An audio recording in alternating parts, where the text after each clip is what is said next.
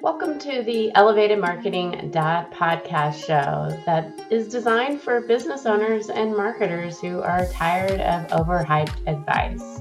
We talk through what we're testing, we challenge assumptions, and we share what's really happening in the world of marketing, which is messy, creative, and always evolving. Welcome to the show. All right, welcome back. It's Jennifer Denny. And Brenna Jackson. And let's talk strategy, something that we like to talk a lot about. That's for sure. So how often should you adjust your marketing strategy? What do you think? Well, it's not every week, I can tell you that. Yeah. Adjusting your strategy every week would be exhausting, number one, and would put you in all kinds of different directions, probably chasing trends at that point or something like that, putting you in a frenzy and, agile, but way too agile. Yeah. There are things that happen on a weekly basis, but strategy shifts are not necessarily one of them. Yeah. So when we talk about who should own the strategy, I do think that everybody has to know and understand and own the strategy. But I think that there are things that happen on a weekly basis, and there's more long-term strategic shifts that do involve different departments.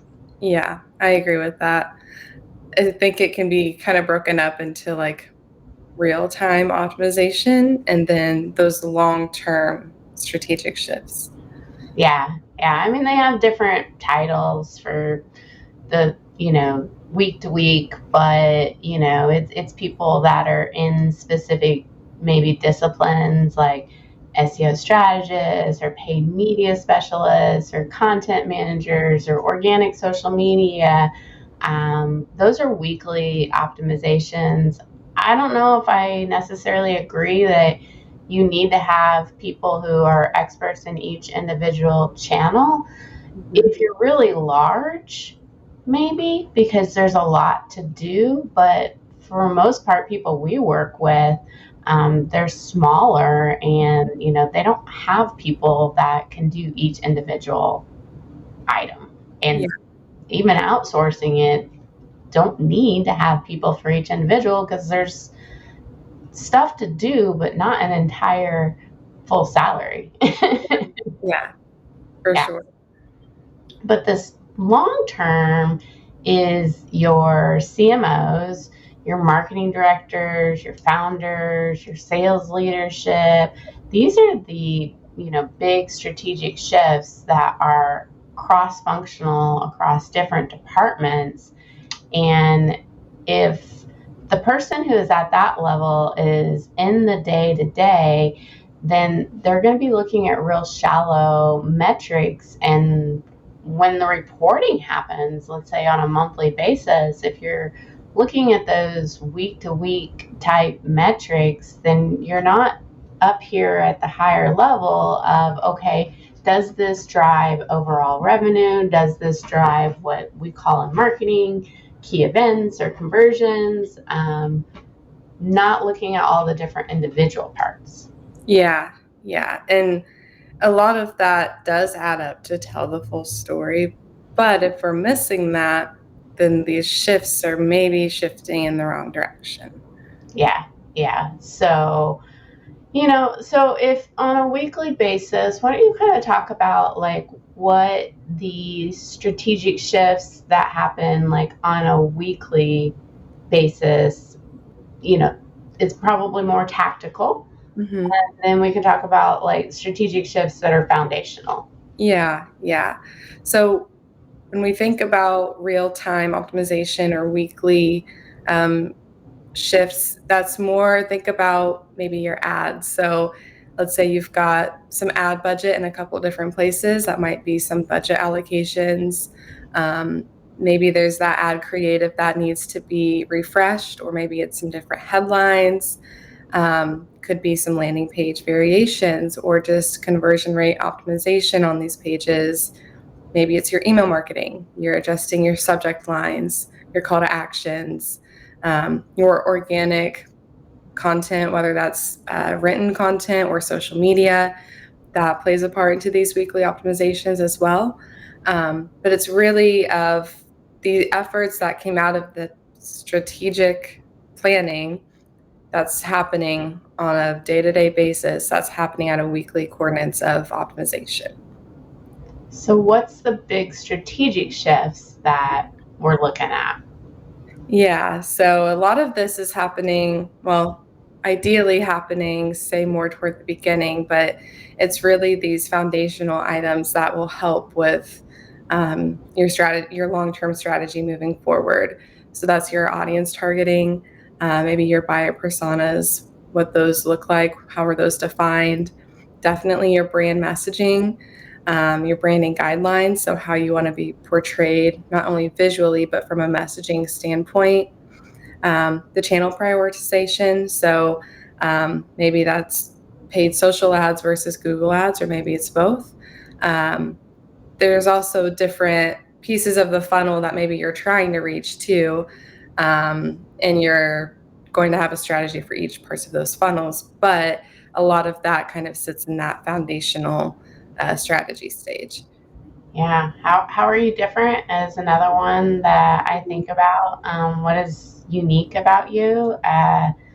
You Yeah. can't be there for everybody. So those are strategic shifts that, yeah, happen at the beginning. At least for us, when we work with somebody, if those aren't done, then a lot of other things are not going to matter. But you should Mhm. like check in, like maybe once a quarter, once a year, where you're taking a look at like, is this still in line of when I should do it? Yeah. Well, and if you're laying that groundwork at the beginning, I mean, you definitely want to keep checking in with that, because then at that point you've done that work, and it's just kind of sitting there. It's really meant to be used as a guide and just kind of the baseline of where things kind of start. But like you're saying, there could be instances where some of that needs to shift a little bit. Um, and that would be part of that strategy planning. Yeah, there could be market downturns, like new tech that comes out, maybe some sort of internal milestone that has happened, like a product launch that, would require you to kind of go back and not necessarily quarterly or annually, but look at that a little bit closer. Yeah, yeah. And we know that happens often. Well, in these day and age. I mean the weekly, I don't think any of that like really changes. That's something you should look at. How about some like red flags that maybe you waited too long? That's a good one. Let's say maybe your cost per click is up in your ads. And then, of course, maybe conversions are down when paired with that, yet nobody is alarmed. That would be a red flag. Sales are maybe saying, we're getting the phone calls, but none of them are our ideal customers. We're not closing these customers because they're not necessarily relevant. And something that would hurt to the core is your competitors sound more like you than you do. Yeah, gotta get that uniqueness. You know, I think a lot of times strategy at the beginning, you're coming up with these ideas based on experience, based on maybe your competitors, but what you really don't know until you get started is the data and making those data driven decisions based on, okay, well, this is what we learned from that. And so we should move forward in that direction because of this. The data says it all. Yeah, yeah. And there's definitely other pieces to kind of help tell that story, but the Yeah. data is where everything lies. And that's how we make the next best strategic move. And then, of course, we've got creative brains to help that along. So, what are some of the other areas that can help us get that feedback and understand that maybe we're going in the right direction or the wrong direction? Yeah, I would say the top one is probably something that a lot of people don't want to hear, but it's customer feedback. And now we should all want to hear customer feedback. That's who we're talking to. Um, they know better than anyone if we're kind of hitting it on the head. And so that could be coming from your sales team. Maybe that's a different call transcripts. Maybe it's reviews. There's a lot that can be brought forward with customer feedback. And not only is that good for strategy, but it's good for customer experience in general. Yeah. You know, there might be new entrants to your space. Your competitors are heavily investing in a channel. Maybe there's AI coming out. Gosh, we've definitely had that. And yeah, I think there's just a lot of confusion where people think optimization is strategy. Mhm. When you're optimizing, it's on a weekly basis of making this a little bit better and that a little bit better. But strategy is just the overall picture that helps you, move in the right direction as a whole. Yeah, yeah. Think about that optimization is kind of meant to support that strategy. There you go.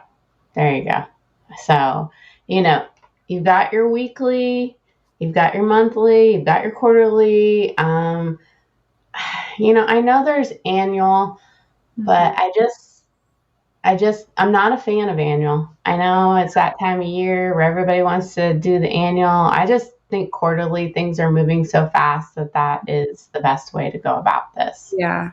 Well, and that's a sure way to make sure that you're keeping up with other industry trends or new platforms that are coming out because you still have to meet your audience where they're at. They don't sit down at the beginning of the year and they're like, I'm only going to use this one platform all year. They don't do that. So you shouldn't be either. Yeah.